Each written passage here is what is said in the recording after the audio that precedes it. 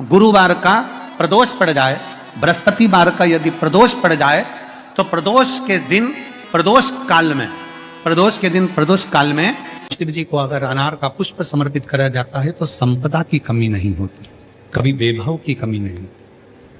केवल 2 महीना ऐसा होता है, एक होता है वैशाख का महीना, एक होता है ज्येष्ठ का महीना। ये 2 महीने में कभी भी कोई सी भी 2 प्रदोष, किसी भी 2 प्रदोष को ले लो और उसमें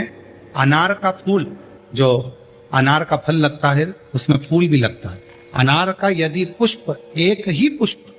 यदि शंकर के शिवलिंग को समर्पित करा जाए तो कभी, हम तो यहां तक कहेंगे कि कोई बहुत छोटे से छोटा व्यक्ति है, भले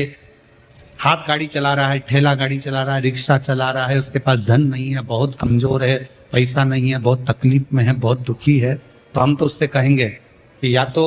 वैशाख के महीने में या ज्येष्ठ के महीने में कोई भी 2 प्रदोष को अनार का पुष्प यदि वो समर्पित कर देता है तो निश्चित है उसके घर में वैभव संपदा बढ़ना प्रारंभ हो जाती है, कार्य में उन्नति है। दोष के दिन शंभेश्वर महादेव का नाम 7 कनेर के पुष्प, कितने 7 कनेर मालूम है, कनेर के 7 फूल, 1 बेलपत्र। जिस समय पर कनेर का फूल बेलपत्र के साथ चढ़ाया जाएगा तो 7 कनेर के पुष्प सीधी बेलपत्र पर आपको रखना, 2-3 प्रदोष कर देखना। अगर कोई आपसे कहे कि आपका भाग्य ठीक नहीं चल रहा, आपकी किस्मत ठीक नहीं चल रही, आपके ग्रह ठीक नहीं चल रहा है, आप भाग्यशाली नहीं हो, पहले तो वहां रुक जाओ, उसके बाद देवदेव महादेव के पास 7 कनेर के पुष्प, 1 बेलपत्र, कनेर के पुष्प 1 बेलपत्र में रखकर नंदीश्वर के पास में बैठकर श्री शिवाय नमस्तुभ्यम बोलकर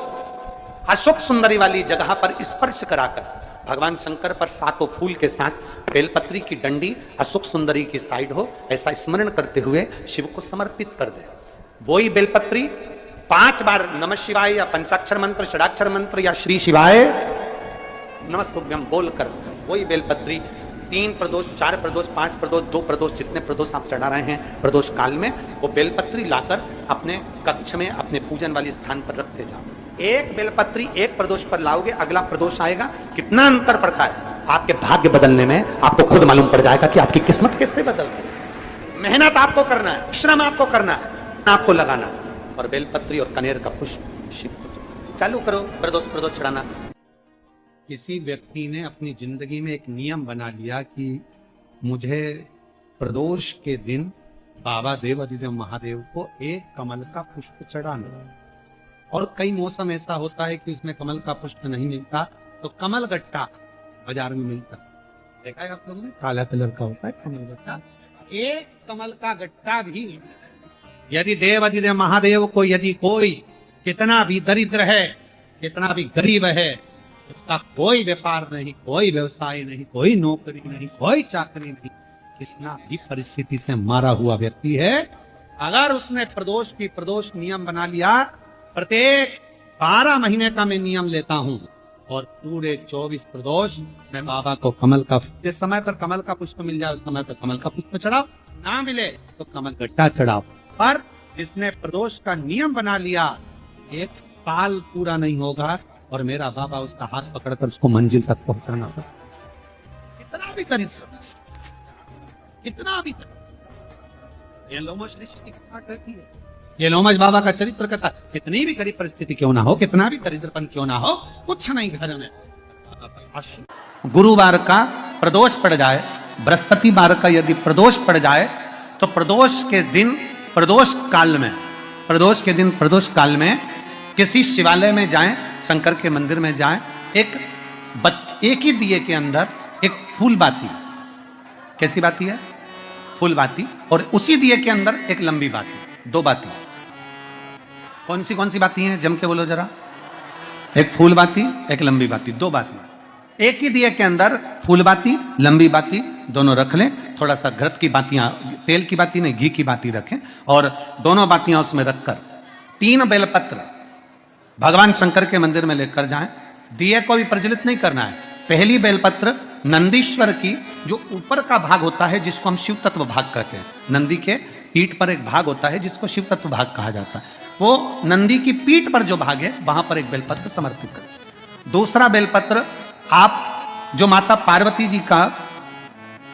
जैसे ये शिवलिंग है और ये गोल भाग है, ये माता पार्वती जी का हस्तकमल है, तो माता पार्वती जी का जो हस्तकमल है, इस हस्तकमल पर कहीं पर भी एक बेलपत्र आप समर्पित कर दें। और तीसरे नंबर की जो बेलपत्र है वह भगवान शंकर पर समर्पित कर दें। जो दिया आप लेकर गए हो मंदिर में, उसी दिए को नंदी और महादेव इन दोनों को दर्शन कराते हुए अगर मंदिर के अंदर लगाने दें दिया तो ठीक है, ना लगाने दें तो दीप को बीच में बस स्पर्श कराकर भले बाहर जाकर लगा दो, पर प्रयास करो वो दीप वैसे तो बीच में नंदी और शिव के मध्य में वो दिया स्पर्श होना चाहिए। जैसे ये नंदी है और ये शिव है, तो इसके मध्य में दीप स्पर्श कर ले, भले उसको जलाने ना दे, पर स्पर्श मात्र कर कर अगर आपने एकांत में कहीं पर भी ले जाकर लगा दिया, उस दीप को जला दिया, तो गया हुआ कितना भी करोड़ रुपया हो वो धीरे धीरे कर कर गया हुआ धन हमारा वापस आता ही है। कोई खाकर भी बैठ गया तो देगा जरूर, वो धन आएगा जरूर, कैसे भी आएगा, पर अपनी संपदा वापस। शिव तत्व की प्राप्ति है। शिव कथा कहती है नंदी का एक पांव जो ऊपर होता है, आप लोग दर्शन करे होंगे शंकर जी के मंदिर में नंदी के,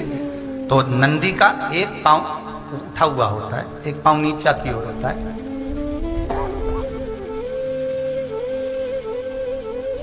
शिव पुराण की कथा कहती है,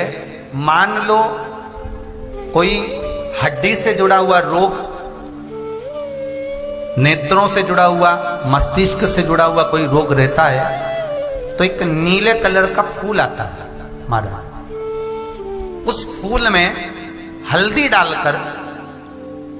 गुरुवार का प्रदोष पड़ने पर जो नंदी के पांव के पास समर्पित कर देता है महाराज, उसका रोग धीरे धीरे समाप्त होने लगता है। लिंग पुराण कहती है कि नंदीश्वर भगवान के सामने जो पुष्प समर्पित करा जाता है उसको, ये तो लिखा था स्कंद पुराण और शिव पुराण, लिंग पुराण कहती है जो फूल आपने समर्पित करा उसको लाकर पानी की बाल्टी में डालकर आप स्नान भी कर सकते हो, उससे भी हड्डी के जितने रोग होते हैं उसमें आराम लगने लगता है। जैसे कहीं शरीर नहीं चल रहा, हाथ झुन्न पड़ रहा है, हाथ काम नहीं कर रहा, हाथ में झुंझुनी आ रही है, कंपन आ रहा है, उसमें भी ये प्रयोग काम, पर होना चाहिए बृहस्पतिवार की प्रदोष। कौन से वार की? बृहस्पतिवार, गुरुवार की प्रदोष। बंदर वाले में इतना बल होता है, बंदर दरवाजे पर लगाने का अलग अलग क्रम है। जब घर में बच्चा नहीं होता, 20-20 साल तक, 15-15 साल तक,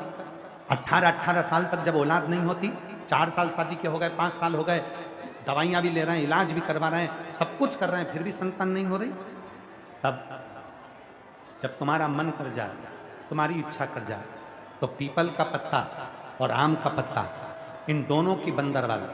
प्रदोष के दिन अपने घर के दरवाजे पर बांधना चालू कर दो। एक प्रदोष से दूसरे प्रदोष तक वो बंदी रहना चाहिए, फिर वो ठंडी करो, दूसरे प्रदोष से तीसरे प्रदोष तक बंदी रहना चाहिए। ऐसा जब 4-5 प्रदोष तक वो बंदरवाल बदलती रहेगी तो निश्चित है कि एक ना एक दिन मेरा भोले बाबा तुम्हारे दरवाजे पर संतान की प्राप्ति तुम्हारी गर्भ से जरूर करेगा। बंदरवाल में इतना फल होता है।